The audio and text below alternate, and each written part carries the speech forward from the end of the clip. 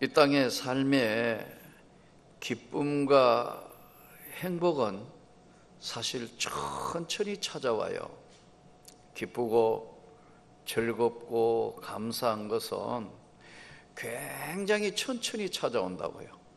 그리고 기쁨과 행복과 감사한 것은 또 언제 느끼며 사느냐 하면 내가 깨달을 때 그게 느껴져요.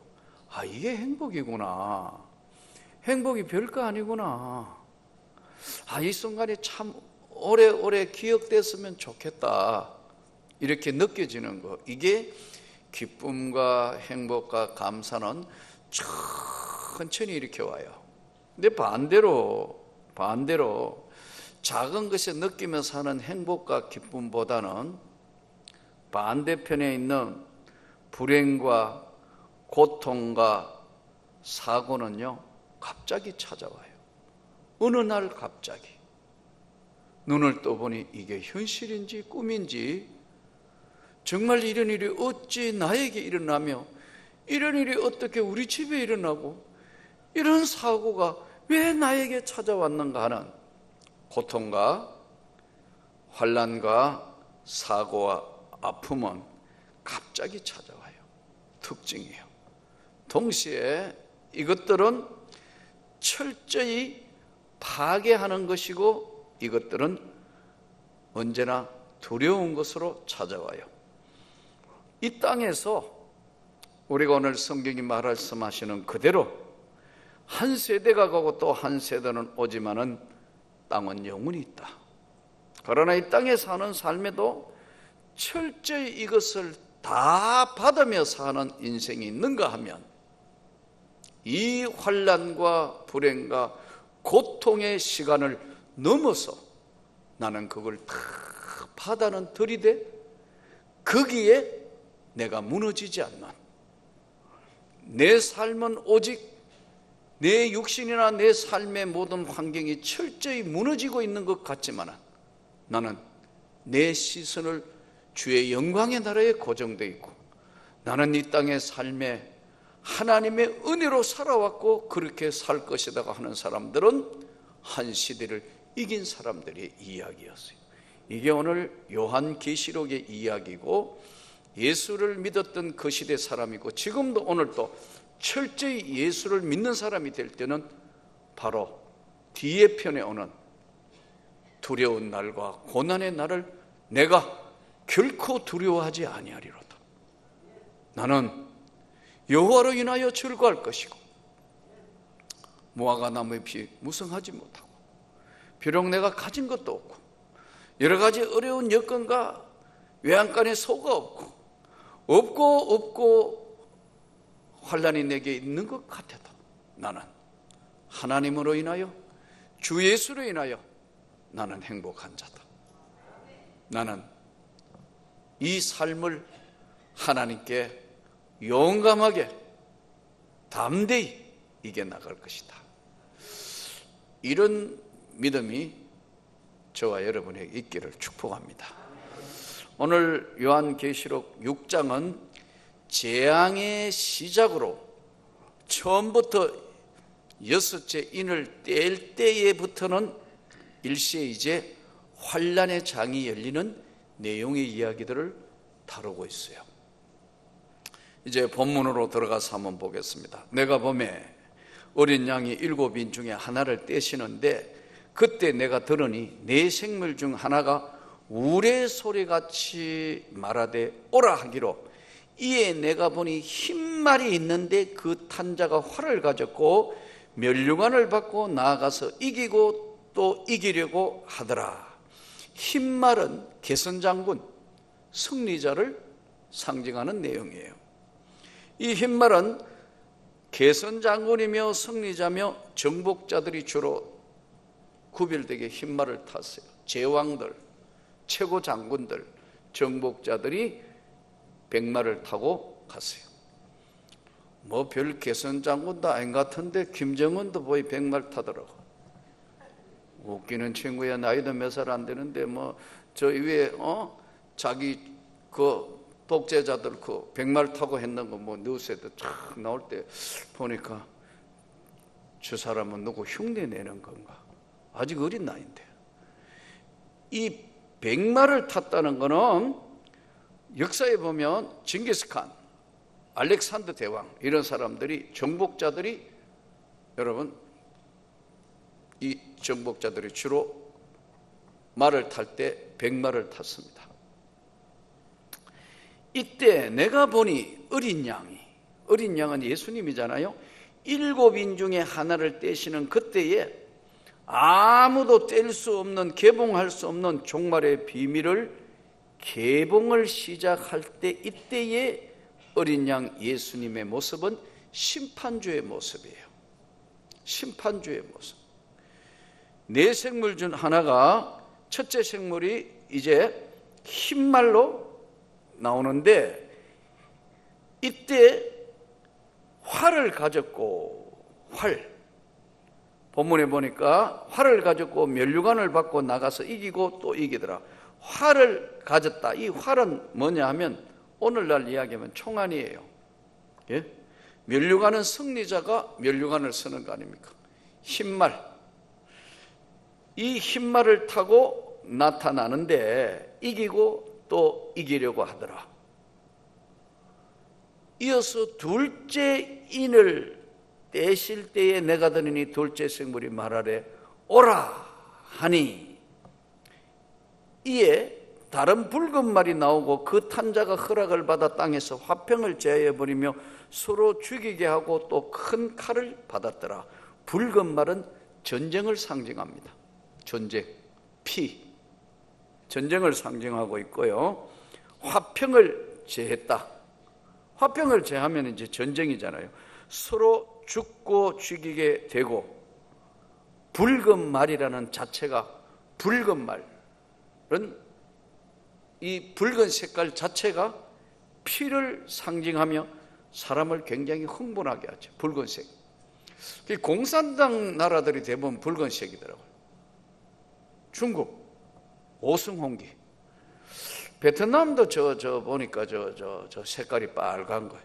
이 빨간 거 좋아하는 거는 보니까 공산당들이 빨간 거 좋아하더라고. 피를 좋아하니까. 예. 북한도 그렇잖아요. 빨간 거 좋아한다고. 이 붉은색은 피 흥분, 큰 칼을 가졌더라. 큰 칼.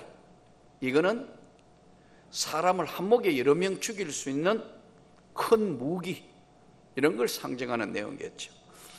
전쟁을 하는가. 자, 여기서 오늘 이 전쟁에 이제 이 붉은 말은 화평을 제하고 죽이게 하고 전쟁을 이야기하는 건데, 오늘날 전쟁은 뭐예요? 우리 전쟁은 사는 게 전쟁 아니에요. 사는 게 오늘날 전쟁이 되어버렸다.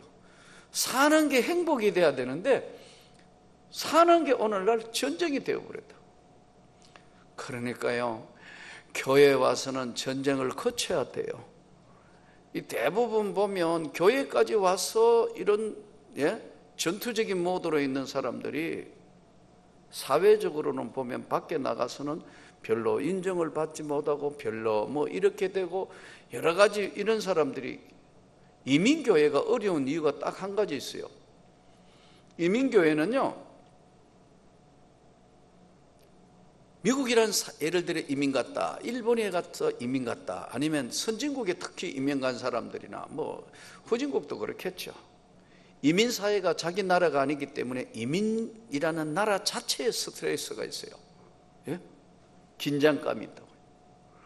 그러니까 직장에서 사는데 너무, 우리도 그렇지만 오늘날 점점 이민도 아닌데도 우리도 전쟁터로 자꾸 바뀌고 있다고, 세상이요. 그러니까 집에 가도 편안하지 않으니까 교회에 와서 자기의 울분, 자기의 슬픔, 자기의 직장에서 받았던 스트레스를 누구든지 걸리기만 하면 그걸 폭발하는 거예요. 그래서 그런 사람들을 이민교회에서는 폭탄이라고 그래요. 저는 여러분이 정말 폭탄이 안 되기를 축복합니다. 예, 폭탄 터진다고. 여기 터지고 저기 펑, 식당에서 펑, 성가대에서 펑, 구역에서 펑 자꾸 터진다고. 왜? 이게 스트레스가 너무 많다고 보니까요. 그래서 이민사회 교회가 안 편한 이유가 거기 있어요. 자주 분교되고 분리되고 하는 이유가 여기 있어요.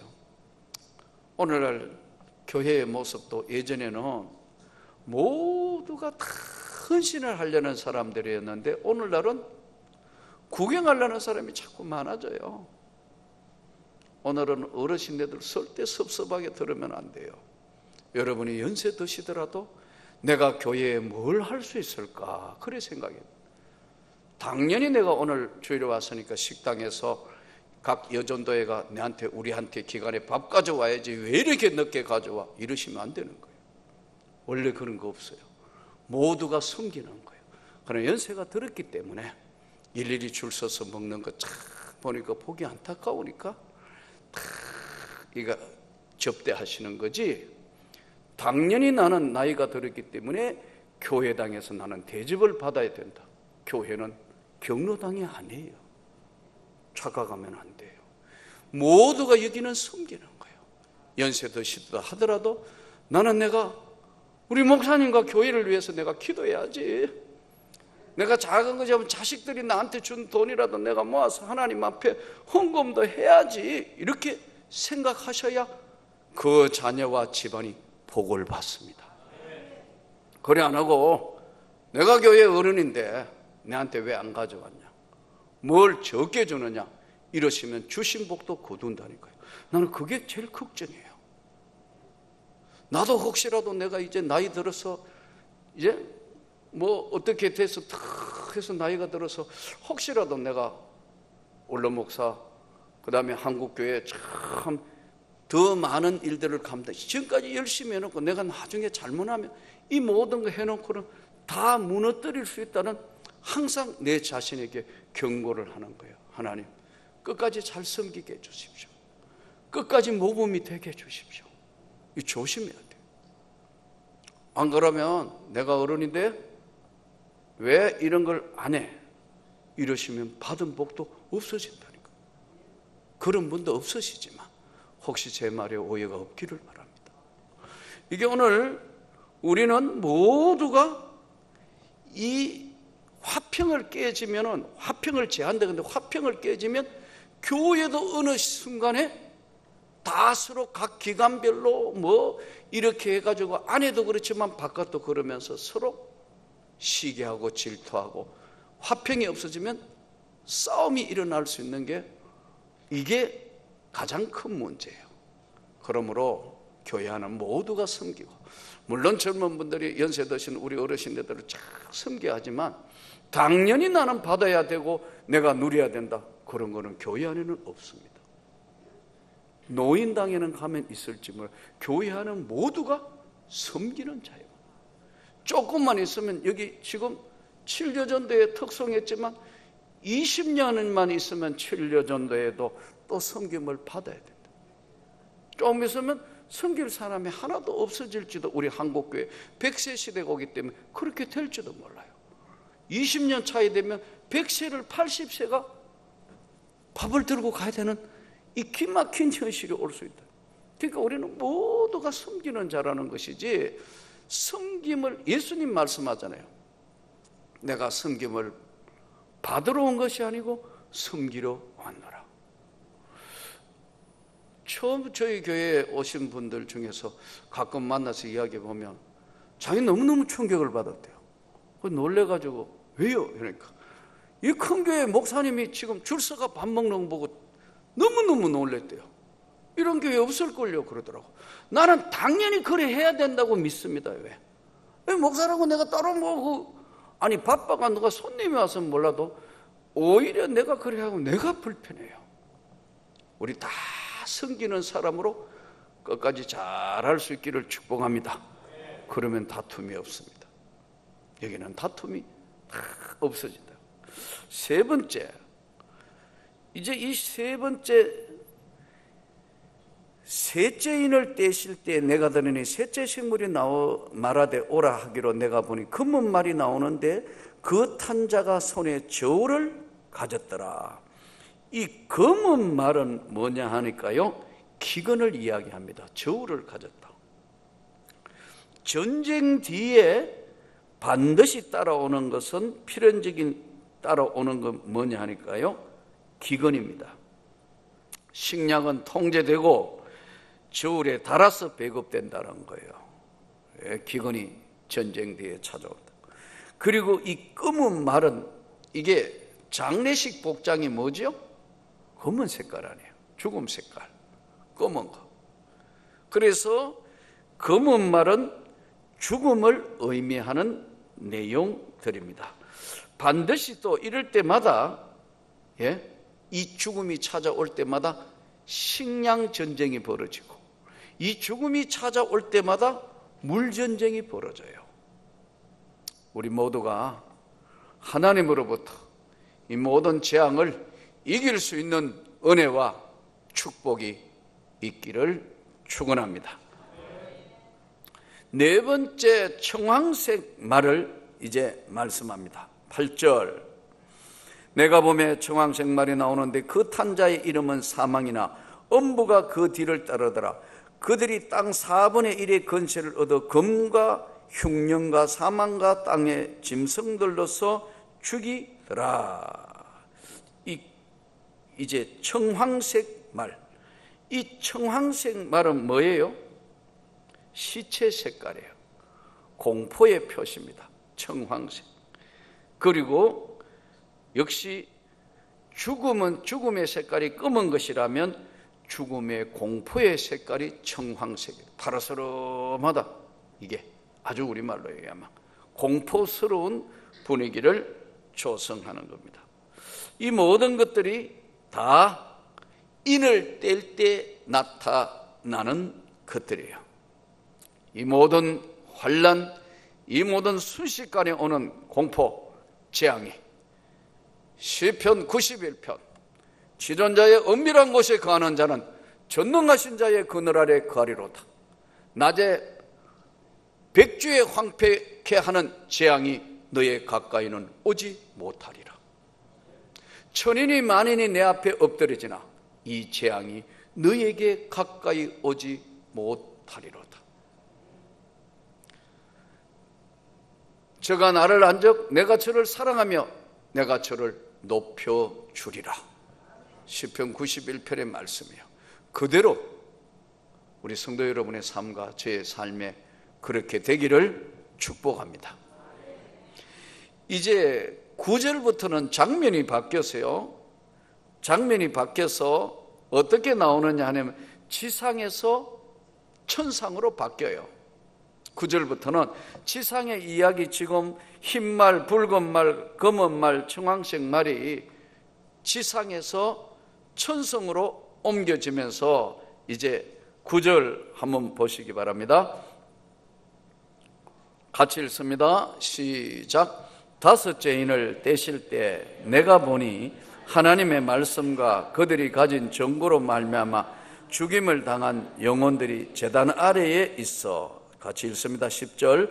큰 소리로 불러 이르되 거룩하고 참되신 대주제여, 땅에 거하는 자들을 심판하여 우리 피를 갚아주지 아니하시기를 어느 때까지 하시려 하나이까 하니. 자, 이게 순교자의 호소, 하늘과 땅의 대심판에 이제 그 상황 때에 잠시 이제 지상에서 천상으로 옮겨지는데, 환란에서 처음 넷과 다섯이 나오는 공포와 상황을 종료하고 다른 세계로 옮겨지는 내용들이에요. 자, 다섯째 인을 뗄 때는 순교자들이 호소를 하는 장면이 나와요. 하나님의 말씀과 저희 증거를 가진 자가 죽임을 당한 영혼이 어느 때까지 그냥 계십니까? 그러면서 언제까지 이렇게 되는 겁니까? 하니까 흰 두루마리를 주시면서 이 수가 차기까지 하리라. 이 수가 차진다는 게 무슨 뜻이냐 하니까 나중에 7장에 가서 나올 때 14만 4천 명 이야기가 나옵니다. 그래서 여러 차례 말씀드린 것처럼 이단들은 이 14만 4천 명이 전부 자기 거라고 그래요. 14만 4천 명이 다 구원받는, 자기들만 구원받는 그런 이단 단체가 다 자기들이 14만 4천 명이라 그래요. 오늘 지금 이 시대는 참 어려운 시대예요. 지금 뭐 인권위하고 국회에서는 꼭 지금 잘못하면 동성애하고 지금 차별화법 지금 통과 눈앞에 직전에 와 있어요. 지금 전부 다 스탠바이 하고 지금 눈치만 보고 있어요. 고 하면 내려가 통과하면 이제 정말 골치 아픈 그런 눈앞에 이 것들이 다 와 있어요. 이건 왜 이럴까요? 아까 말씀드렸죠. 교회가 하나 되지 못하기 때문에. 이 교회가, 지상에 세운 교회가 정말 힘이 있고 하나님 말씀 앞에 순종하고 하나님의 뜻을 이루는, 싸우지 않고 다투지 않았다면요 절대로 이 함부로 어떻게 못해요. 근데 하나가 안 돼요. 교파별로도 하나 안 되고 모아노에 하나가 안 되고 다 자기가 최고라 하고 이러다가 보니까 참 너무나 가슴이 아파요. 바라고 원하기는 우리라도 하나가 됩시다. 하나님 말씀 앞에 마지막 때는 그렇게 된다는 거예요. 저는 여러분들과 제가 이 교회에서 신앙생활이 행복하기를 축복합니다. 정말 감사하고 신앙생활이 내 영혼의 기쁨과 은혜가 넘치는 삶이 되도록 노력해야 돼요. 12절부터 17절에는 이제 본문을 돌아가면서 한번 보겠습니다. 자, 12절부터 같이 읽습니다. 시작. 내가 보니 여섯째 인을 떼실 때 큰 지진이 나며 해가 검은 털로 짠 상복같이 검어지고 달은 온통 피같이 되며 하늘의 별들이 무화과 나무가 대풍에 흔들려 서리건 열매가 떨어지는 같이 땅에 떨어지며 하늘은 두루마리가 말리는 같이 떠나가고 각 산과 섬이 제자리에 옮겨지며 땅의 임금들과 왕족들과 장군들과 부자들과 강한 자들과 모든 종과 자유인이 굴과 산들의 바위 틈에 숨어 산들과 바위에 말하되 우리 위에 떨어져 보좌에 앉으신 의의 얼굴에와 그 어린 양의 진노에서 우리를 가리라. 우리를 가리리라. 자, 여기서 보세요. 큰 지진이 나며 해가 검어지고 달이 피같이 되며 하늘의 별들이 이제 떨어지고 대풍에 무화과가 떨어지는 것처럼 하늘이 종이축처럼 말려지게 되며 떠나가고 각 산과 섬이 제자리에서 옮겨져 떠다니고 땅의 임금들, 왕족들, 장군들, 부자들, 강한 자들, 종과 거주자가 다 굴과 산 바위들과 거기에 숨어 극토의 공포를 느끼며 불안해할 때 그들의 진노의 날이 이르는데 누가 그 앞에 설 수 있겠느냐? 저와 여러분이 서는 겁니다. 예수의 나라가 도래했을 때 부끄럽지 않는 삶을 살았던 자에게 주시는 생명의 면류관을, 땅의 임금들, 왕족들, 이름난 모든 사람들이 다 가서 산, 굴, 바위에 숨어서 극도의 공포감에 벌벌벌 떨 때 우리 육신은 죽어도 영혼은 죽지 않습니다. 여러분, 이 영혼이 하나님 앞에 섰을 때 영광의 면류관, 생명의 면류관, 의의 면류관을 받는 그날, 반대로 왕들, 임금, 왕족, 장군, 부자, 강한 자 다 산, 굴에서 극도의 공포감을 느끼게 될 때 누가 그 앞에 설 것이냐? 예수를 믿나 주님의 영광을 위하여 살았던 저와 여러분이 선다는 사실을 다시 한번 위로받고, 부족하지만 주님을 위해서 오늘도 하루 헌신했고 또 내일 하루도 주님의 영광을 위하여 사는 기쁜 삶이 되기를 축복합니다. 이렇게 말씀드리면 여러분 가운데 이럴 겁니다. 나 한거 아무것도 없는데, 나는 별로 내놓을 것도 없는데. 맞아요. 다 똑같아요. 첫 번째, 우리가 이 영광의 나라에 누가 서겠느냐? 예수를 믿었다는 딱 믿는 거 하나 때문에 하나님의 일이 첫 번째가 뭐냐면 예수 믿는 일이에요. 예수를 믿었다는 거예요. 믿습니까? 두 번째는 그 예수님이 어떤 분인가를 알았고 나는 내 삶에 부족했지만 그 주님을 믿고 기도했고 따르는 삶을 살았다는 거예요. 하나님의 교회의 작은 것이라도 나도 헌신했다는 거예요. 그것을 이 땅에서 행위책에서 가장 귀한 것으로 기억하신다. 그래서 작은 선행, 눈에 보이지 않는 작은 일들, 이 중에 작은 소자에게 한 것이 나에게 한 것이다는 예수님 말씀을 깊이 명심하면서 저는 우리 교회가 우리 한국교회에 정말 가장 아름다운 족적을 남기는 그런 교회가 되었으면 좋겠습니다. 또 그렇게 우리 모두가 가진 것도 없고 부족하고 모자라지만 그렇게 하나님의 영광을 위하여 살아드리는 축복이 있기를 축원합니다.